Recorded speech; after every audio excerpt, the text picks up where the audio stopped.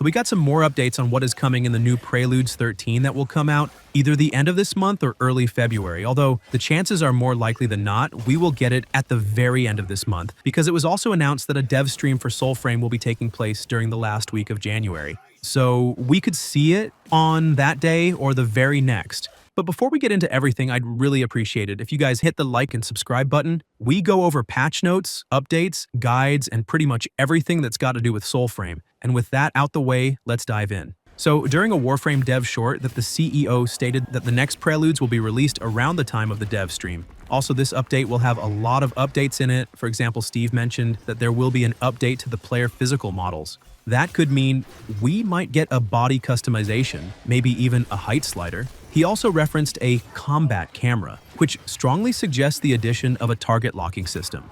Now, currently in battles, your character will primarily engage enemies that are actively attacking you. This mechanic would streamline combat, letting you lock onto and focus on a single opponent for a more precise and fluid fighting experience. But he didn't give any details, so we can't definitively say it's a target locking system. Another major highlight from the hints is Ancestors ranking up. This could mean we'll finally see Ancestors surpassing their current max rank of 3, I think it is. So how might this shake up crafting? It could introduce restrictions on what you can craft until you rank them higher. But that's just my speculation for now, and we'll get all the real answers during the dev stream in the last week of January. So this new update, we would also likely see new variants and updates to the Sinecure that was showcased on a previous stream. So these are just concept arts, and they could change slightly. There is also a new weapon which is called a Sinecure bow, which looks really good, I'm not gonna lie. So there's still no ETA on when this will come, but it should be in the next update.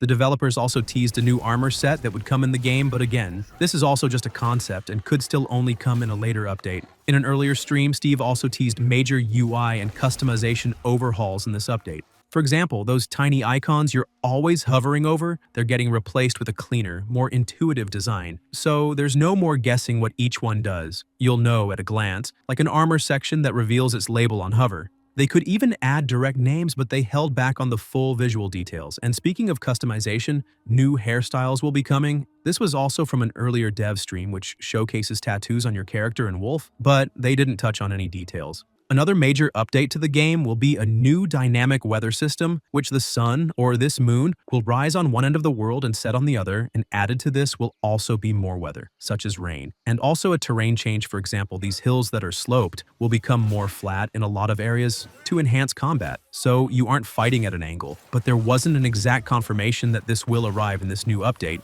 Although what the devs did say is that they will focus on character progression and UI changes such as the character UI, the Ancestors ranking, and so on. The major point that they touched on was the virtue system getting a rework. That's this section over here, so they will do away with the point allocation and will likely be tied to your pact. But again, this was all just hinted but not talked about, so we will definitely hear more about this in the upcoming dev stream. So far, the game's development has been progressing really well, with updates delivering way more impact than those early Preludes, and 2026 could be the breakthrough year, which would exit the pre-alpha for full alpha, and even potentially landing on Steam, and even consoles. Although with that said, I'm skeptical about consoles this early. I'd bet on the second half of the year, but till we hear any new updates, don't forget to hit that like and subscribe button to stay updated, and I'll see you in the next one.